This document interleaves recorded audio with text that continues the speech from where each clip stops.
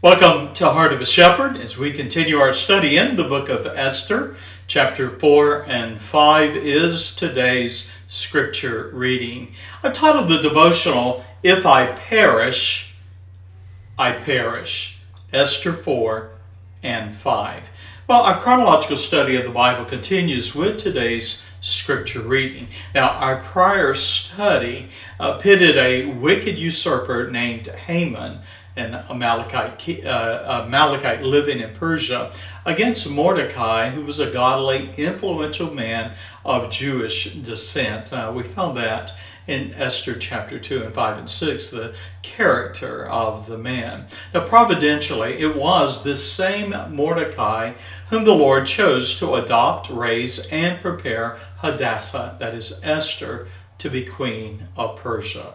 Now, Haman, a proud and vengeful man, was promoted by Ahasuerus, king of Persia, to serve second to him over Persia in Esther 3 and verse 1. Now, though the king decreed for all his servants to bow before Haman, Mordecai, a man of spiritual integrity, bowed not, nor did reverence. Esther 3 and verse 2. Now, Haman was enraged. Not only did he despise Mordecai, but he determined to kill all the Jews of the realm. Now, Haman courted the favor of the king that he might seek to avenge the slight he suffered, convinced King Ahasuerus that the Jews were a danger to his kingdom, Esther 3 and verse 8. And so, lacking discernment, the king sealed, or really signed and sealed, an edict penned by Haman that set the day for the destruction of the Jews. Now, we read that couriers took copies of the king's genocidal decree to the provinces of Persia. And then verses 13 through 15, apart from divine intervention, all the Jews were to be killed. That brings us to Esther chapter 4. Consider then with me Mordecai's grief, verses 1 through 3.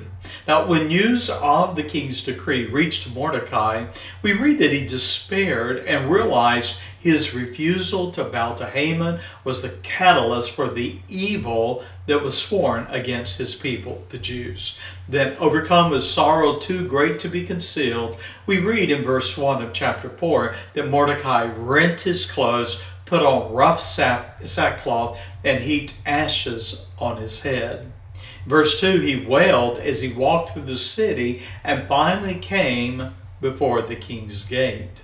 Now, Mordecai understood that all was lost without the Lord's intervention. And so the news of the king's decree spread until we read there was great mourning among the Jews, and many lay in sackcloth and ashes in verse 3. Then Esther's distress, verse 4 through 14. Now, Queen Esther, sheltered in the safety of the royal palace, learned of Mordecai's distress, and we read in verse 4 that she sent him new clothes, which he refused. Now, when she sought to know the cause of the great lamentation among the Jews, we read that Mordecai sent her a copy of the king's edict, verses 5 through 8. He also appealed to Esther that she must, and I quote from verse 8, Go in unto the king to make supplication unto him and to make request before him for her people. Mordecai's challenge to Esther, the queen, his adopted daughter, was a crisis of faith. She responded to Mordecai's appeal that there was a law that anyone who entered the king's court uninvited would risk their life in verse 11.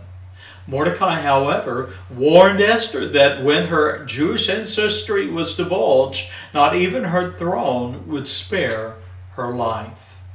Mordecai then appealed to Esther. Look at verse 13 and 14. And here we read, Think not with thyself that thou shalt escape the king's house more than all the Jews, who knoweth whether thou art come to the kingdom for such a time as this. Let me say that again, because that's a question. Who knoweth whether thou art come to the kingdom, that is to be queen, for such a time as this? Now, the inference there is of God's sovereignty and providence. Then look with me at Esther's courageous decision found in verses 15 through 17. And so Esther heeded Mordecai's counsel, and we see that she requested, and I quote, "Go, gather together all the Jews that are present in Shushan, and fast ye for me, and neither eat nor drink 3 days, night or day." Chapter 4 and verse 16.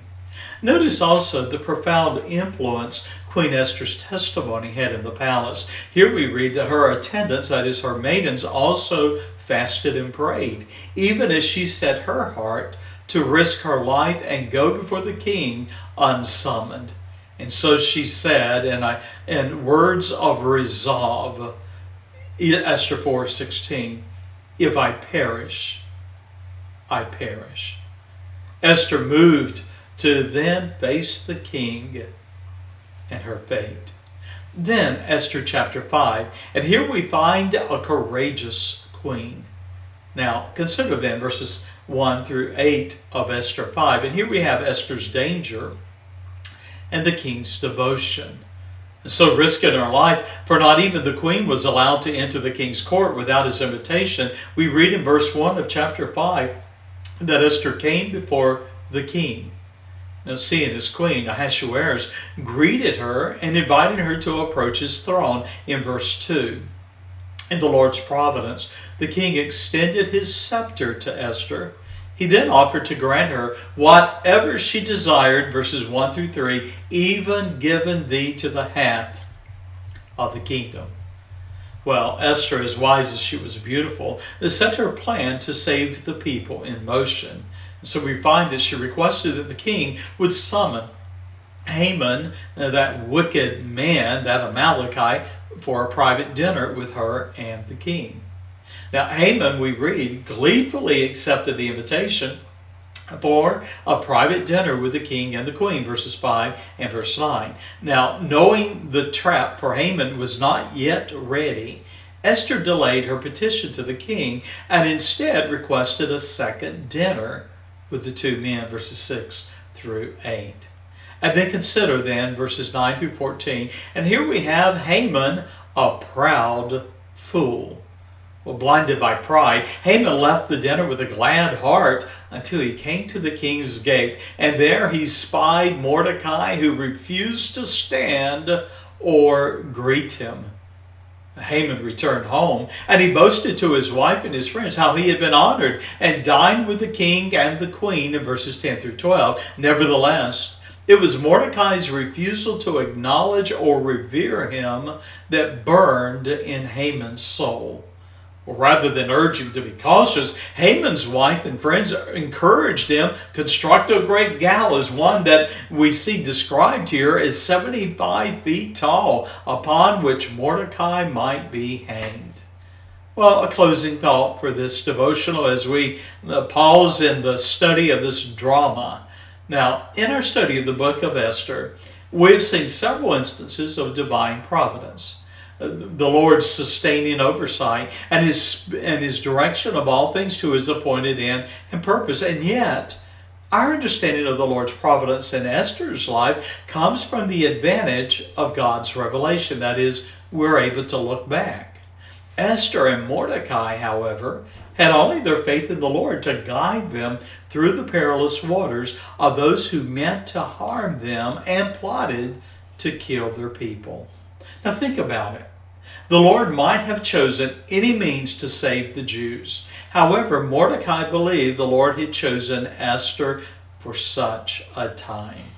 Well, confident in God's sovereignty, he believed the Lord would providentially save his people, but it required that Esther trust the Lord and risk all.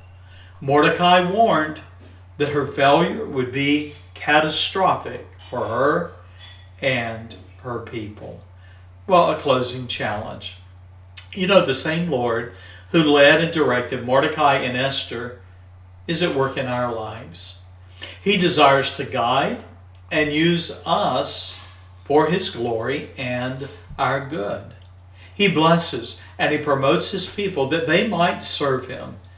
And yet, As Mordecai warned Esther, should we fail to serve the Lord, he will turn to others, and you and I will reap the sorrow and the consequences of refusing to obey him and walk by faith. Well, I close with a verse, Luke 12:48. For unto whomsoever much is given, of him shall much be required. To whom men have committed much, of him they will ask the more. The same God that was at work in Esther's life and in Mordecai's life is at work in my life, in your life. I pray that God will find us a vessel that he can use. Well, thank you for being a part of the Shepherd. God bless, and bye-bye.